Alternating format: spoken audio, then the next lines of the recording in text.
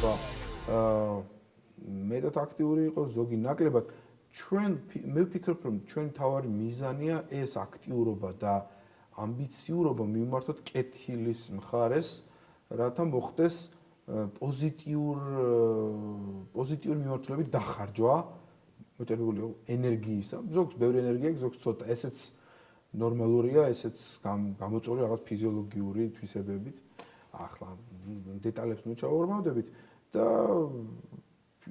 არის ამბობენ ცელქი ბავშვიაო, ვერ არის ბულკივით ბავშვიაო.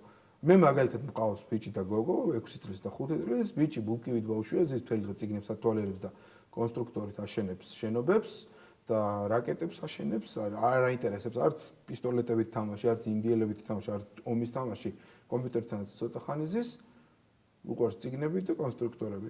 მყავს 5 წლის გოგო, რომელიც მარტო დატოება არ შეიძლება, იმიტომ რომ ან ცეცხლს გააჩენს, ან წყალდიდობას მოაწყობს, ან სახლს დაანგრევს და ან ყველაზე ცუდ მარტივს რასაც გააკეთებს, თით შეყობს ამ იმაში, რა ქვია, დენის შტეპსელში და შესაბამისად ეს ორივე ბავშვი არის ერთი ეგრე მშობლების შვილები, არიან ერთნაირად იზრდებიან, ერთი წელია მათ შორის განსხვავება, ერთი გარემო აქვთ და მშობლები აბსოლუტურად ერთნაირად არიან მათი მიმართ განწყობილი.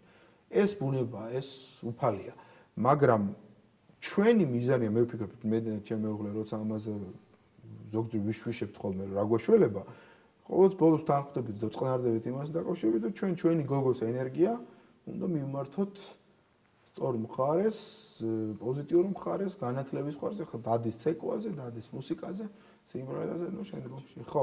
და ეს ყველაფერი ეს მისი რეალიზაცია ამ დიდი მოზღვებული ენერგიისა, რომელიც მას ბუნებამ და უფალმა აჩუქა, მიდის პოზიტიურ მხარეს.